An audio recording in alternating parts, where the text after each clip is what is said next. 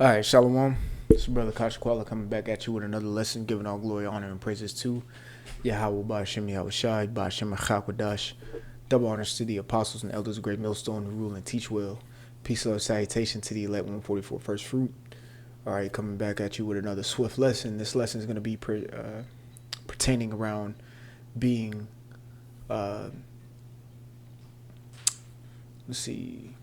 highly understandable with few words, and the script is going to explain it perfectly. I'm going to go ahead and start off with it in Sirach or Ecclesiasticus chapter 32 and 8. It says, "Let thy speech be short, comprehending much in few words. Be as one that knoweth, and yet holdeth his tongue." Right. So, being what is it called? I forgot the term, but pretty much short spoken, you could say, is the opposite of being what this word is right here. Circumlocution. Circumlocution. Circumlocution. Or circumlocution. All right, which means the use of many words where fewer. The use of many words where fewer would do, especially in a deliberate attempt to be a vague or evasive, right? You ask somebody a yes or no question and they give you a whole spiel. They're trying to be evasive or circumlocutive, you could say. That's how they're trying to be. All right. The scriptures teach you to be opposite of this. All right. That's why I started off with Ecclesiasticus 32 and 8. It says, "Let thy speech be short, comprehending much in few words."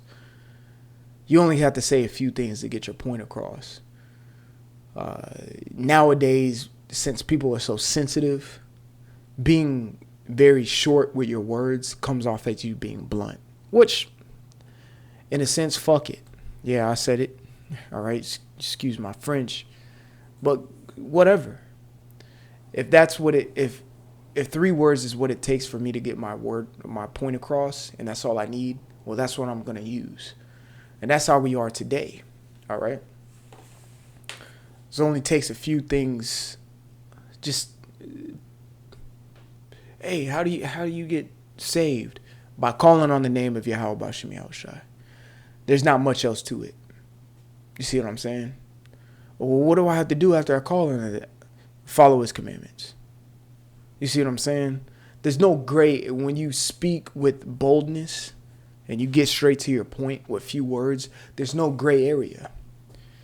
The circumlocution with that becomes confusion, which creates circumlocution. If you're like that, it creates indecisiveness, which creates confusion.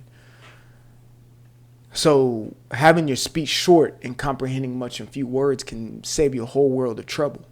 All right. That's why the apostles and elders have heavily been pushing while you're at camp to just bring out the precepts and let the scripts speak, because the scripts get straight to the point. If you're talking about homosexuality, bring the script out about homosexuality. If a random guy comes up and asks you about getting edge ups, bring the scripture out in Leviticus 19 and it's point blank, period. That's what it says. That's what it is. That's it. There ain't no gray area. Don't do it. There don't have to be no college science lecture about why you should not be edging your head. It's just don't do it, bro. Because the Lord said not to do it. Ecclesiastes 12 and 13. You see what I'm saying? All right, let's get to it. I'm going to get to another point here. Okay? Because with having short speech and getting straight to the point, you have to be seasoned with it. So that brings us to the next point of Colossians. All right. Colossians 4 and 6. It says, "Let your speech," let's start at 5, "walk in wisdom toward them that are without, redeeming the time." Right. So if you're walking in wisdom, you are a living example of how to conduct yourself. Usually walking in wisdom according to the scriptures, you lead a simple life, which is in turn equivalent to you having short speech, comprehending much, just having a simple life. Simple and plain as that. Verse 6, it says, let your speech be always with grace, seasoned with salt. When some of the best, you could say quotes are short. You see what I'm saying? Some of the best quotes that you can get are short. They pack a punch with few words. That's the prime example. You see? They pack a punch with just few words and it hits home. Like, damn. You know what I'm saying? Matter of fact, let's just do a random search of a quote. Quote on quotes. Yeah, whatever. Quotes about life. All right. Quotes about life. How short is this quote right here? The purpose of our lives is to be happy. That's straight to the point. Yeah, it's off because it's from the Dalai Lama. But where did they get this idea or incentive from? The scripts. Because the scripts are pro-life. All right. Just to prove that point right, since this wicked ass shit popped up. Let's go to Proverbs, the 3rd chapter, really quickly. See if I can find it. Yeah, I start at 1. Proverbs 3:1. My son, forget not my law, but let thine heart keep my commandments. For length of days and long life and peace shall thee add to thee. See?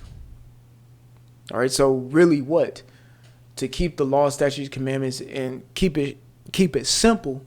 Like the Apostle Gabar loves to bring out, KISS, the acronym KISS. Keep it simple, stupid. That brings a long life and peace. Because there's only you only have one objective to accomplish is to fear the Most High and keep His commandments. Don't be this individual. Circumlocution. Who's always doing the most. Circumlocution should have the definition, just say a woman. That's it. Nothing else. Women are so complex and don't even need to be. You see what I'm saying? Let's get another precept here. Let's see, Matthew chapter 6. Let's start at 7. It says, but when you pray, use not vain repetitions as the heathen do, for they think that they shall be heard for their much speaking. The Lord wants you to get straight to the point, man. All right? He already knows what you need before he asks. The scriptures say it. Because he knows you. He already knew you from even for beginning of the, you in the womb, man. He already knew you. So he already knows what you need. He already knows what you're asking for. He's just waiting on you to say it. And just be blunt, man. All right? Again, Matthew 6 and 7. Salaki, in the scriptures say what else? Prepare thy mind before you come to the Lord. Before you pray. All right? If you haven't prepared your mind before you pray, you're going to use vain repetitions, man. You're going to continue to go on and on and on and on like a pastor in a Baptist church. Be having an hour-long prayer. You fuck around and fall asleep. It says, but when you pray, use not vain repetitions. It says, as the heathen do, for they think that they shall be heard of their much speaking. Man, you ain't got time for that, man. Sometimes with your lessons, of course, I'll say this. If you're doing a breakdown, sometimes that has to be lengthy. It's required, really. But if you say you're doing a lesson on character, hit the points and call it a day, man. You see what I'm saying? You don't have to do too much speaking to get that point across. All right, let's get another precept. I just came to mind. All right, just a classic one. In Sirach, the 10th chapter. Sirach 10 and 1. It says, a wise judge will instruct his people, and the government of a prudent man is well ordered. The reason why I'm bringing that out, because if you're instructing people, it should be simple instructions. Go that way. You go that way. You see what I'm saying? Esau give you a printout of instructions and be like, man, what the hell is this? You got fine print. if you don't do this, then this. Like, bro, like, just tell me what to do. Give me a clear answer. And that's what the scriptures provide. And that's how we are to, that's how we are to conduct ourselves. You see what I'm saying? So if anyone asks for salvation, it's, hey, how about Shem Yahushai? That's the instructions. You need to call on that name and believe in that name. You see? Those are the instructions to, salvation, you could say. But if you're instructing people, you got to be straight and clear with them. They can comprehend much in your few words. But again, that goes back to Colossians being seasoned with the speech. That's why Paul said, I did not use excellency of speech. You see? I mean, you don't got to use no big extravagant words and things of that nature. What you say to people and instruct should be very diminutive, meaning short. All right? What's another word? Annuate. Meaning to thin. Matter of fact, I'll get that word real quick.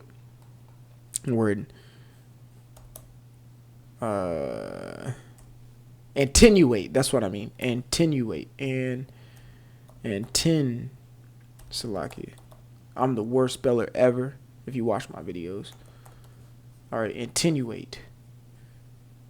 Excuse me. Attenuate means to reduce the force, effect, or value of. So, in a sense, to attenuate is to reduce. So, when you attenuate the words and what you're trying to speak to someone, it brings it down to its most potent meaning. That's where you get etymology from. Have an etymology of your phrase. Just think, if that makes sense. You're trying to answer a question. Be diminutive, quick with it. All right. So it's easy to understand. All right. Which kind of makes me think of this precept here. All right. See, Ecclesiasticus or Sirach chapter 5. Salakia. No, it's not Ecclesiasticus. It's Ecclesiastes. Salakia. Chapter 5 and 2, it says, be not rash with thy mouth, and let not thine heart be hasty to utter anything before the Most High. That goes into preparing your mind. It says, for the Most High is in heaven, and thou upon earth, therefore let thy words be few. There you go, man. And comprehending much, comprehending much with just few words, man. Sometimes you ain't got to go on a long spiel. That's why the apostle, like I said, apostle and elders say, just let the script speak. Break the script down, get the next script. That's why you need to be reading to get your precept game on point. And again, it's not all about knowing precepts, but if that's the case, if you need to let the script speak, you got to be on point with your precepts. To let the script speak. You don't want to be someone who's blabbering out the mouth, man. All right. So I didn't want to make this lesson too long. Just wanted to bring the point home. Let your speech be short, comprehending much. And this is a good word right here. Don't, be opposite of this. Be very understanding with what you're trying to say, whenever you try to say it. You see what I'm saying? I'm going to play this word one more time. It's kind of a tough one for me to say, at least. Circumlocution. All right. So with that, I want to give all glory, honor, and praises to Yahweh, Ba'ashem, Yahushai, Ba'ashem, Rakakwadash.